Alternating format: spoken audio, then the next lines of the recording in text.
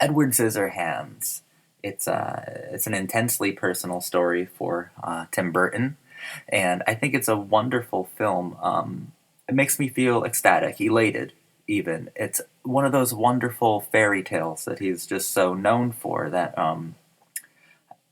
he's able to communicate with so many different people who feel like misfits or like outcasts, and this film means a lot to a lot of different people. What does it mean to you? To me, it means because I do identify with it on some level. I was a social outcast growing up, especially in my teenage years.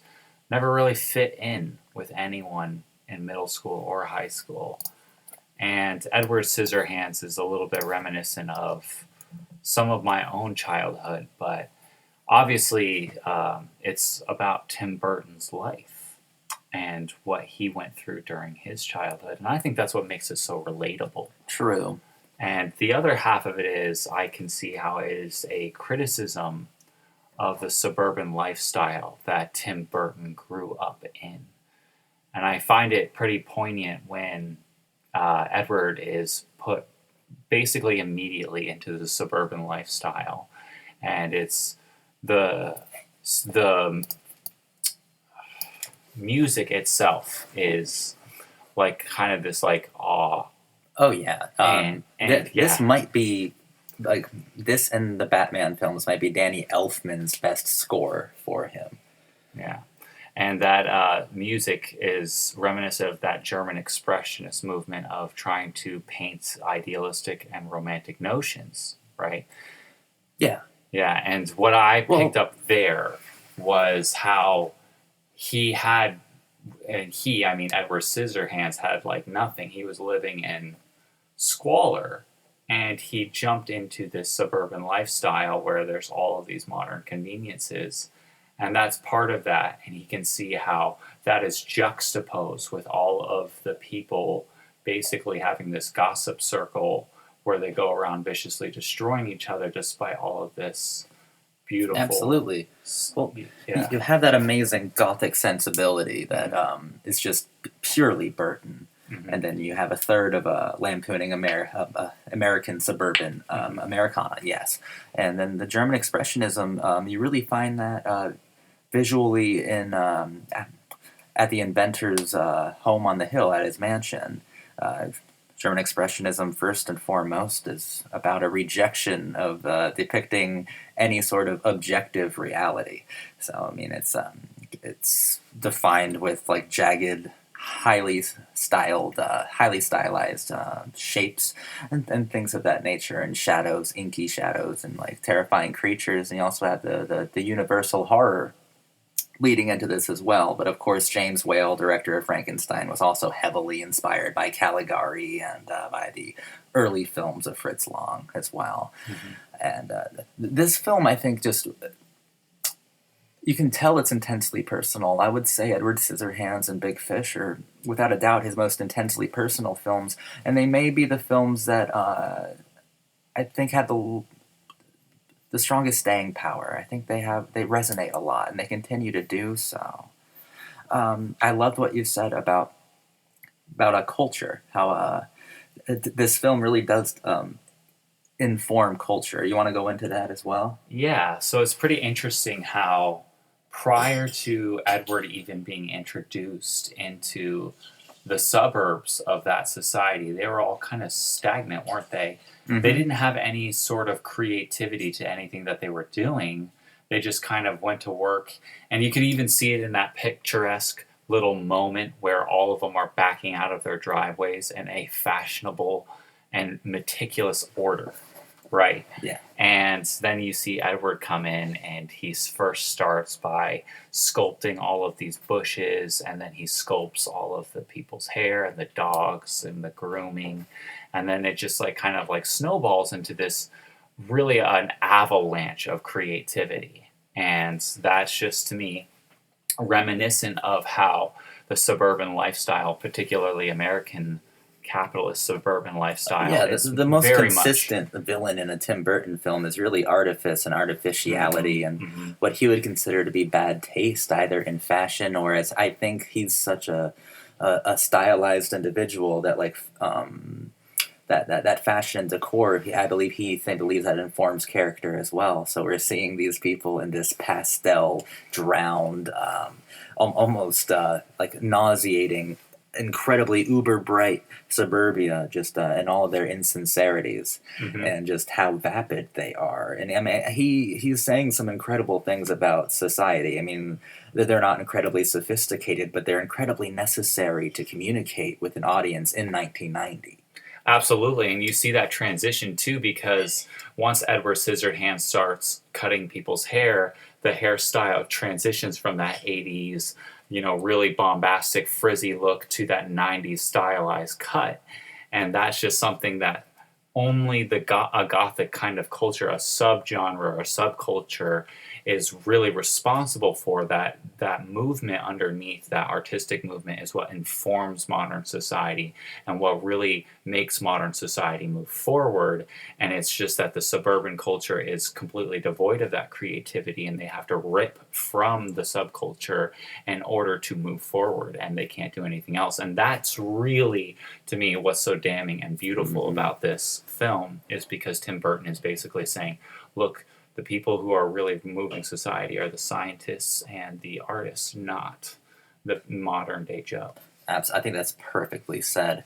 I think that most Tim Burton films work on several different levels, but what fascinates me the most is when he's making those kind of overt statements about art and about culture, about creativity, and about how creativity is a lonely thing. It's a lonely skill to have, and it really does fascinate me to know, and to see a director this capable using tools that are just extraordinary and end up being something beyond itself, because this is a character that is decade defining as well. I mean, if you look back at the 90s, he's one of the most famous screen characters of the 90s for sure. And I would like to carry that same metaphor into such symbols like beauty. Winona Ryder playing Kim, you can see how even art itself can't touch beauty. Absolutely. And that is very overtly stated in many ways. And then the elderly Kim, she even recognizes that there's a beauty to a memory. There's an artful, the memories are artfully made, and she wants Edward to remember her as she was, young, a work of art, something, a muse for the ultimate creative spirit. Exactly, and I would say that she's more of a muse, like a natural beauty, and that Tim Burton himself is almost saying he can make an artificial beauty, but it almost is unmatched, or even so, it is unmatched to the natural beauty of the world, and that's where he is. I think that's what's so beautiful about Tim Burton and how he gets his inspiration and where he draws it from. He draws it from the natural world and makes it into the artificial. And his own style and his own auteur of Gothic German expressionism and obviously in a modern lens. But at the end of the day, he is self-aware of that, and that's what makes him brilliant, is because he knows that it's an artificial beauty. He always has self-awareness. I think the film is very incredible. I think it's a great American fairy tale. It's a Gothic comic fairy tale, and I think it's incredible, and I think it's extremely valuable. And yes, I love exactly what you're saying, and I couldn't agree more. That the ultimate tragedy here is that he can't capture physical beauty. He can't capture something as beautiful as a real person.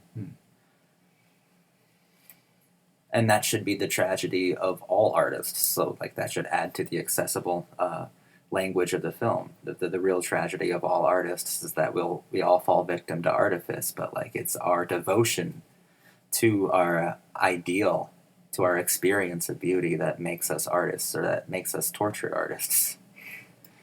That's very true, because, I've done poetry as well, and I've tried to capture in language some of the things that I've experienced so ineffably, so indescribably wonderful and awing, and I just can't get to it. It's just like an unreachable thing. It's just... It even speaks to the unrealism of the film style, because it is German expressionism. It's monster movies. It's even like maybe even John Waters over exaggerated, like suburban lampooning. It's all of this stuff put inside of a blender. There's a vast amount of influences to try to at least translate to us something that we could feel, something tactile, something that means something, that vibrates. And he does capture some of it to a degree, and there are different interpretations, and I am very much open to that. I think this is one of those films where it's kind of like an open book in a way, because it is Tim Burton's life, and he has a very organic history, and he is a person. He's not some story. He's not a flat two-dimensional character. He's human, and that has a lot to say. Just that alone shows that Tim can only say so much about his life in a film, and who knows how much he himself has changed and how much his own view of himself has changed as well through time. Nothing can ever be as beautiful as your muse, as the thing in reality. Mm-hmm. And I mean, we all have a little Edward Scissorhands in us. I mean, I think that's the greatest strength of the character. I mean, it's wild. He is a misfit auteur. He makes films specifically for losers, but I mean, judging by how many people really adore this movie and champion all of its qualities, I think most of us feel alone. And most of us have something we want to be creative for. We have some statement we want to make for someone special, but we don't know how to make it. We don't have the tools. And that's very poignant, too, because throughout the film we see how much Edward Scissorhands is completely misunderstood by society. More to the point that the artist does seem to be in that frequent position of being misunderstood painfully to the point of tragedy. And that's just something that stands as a statement by itself.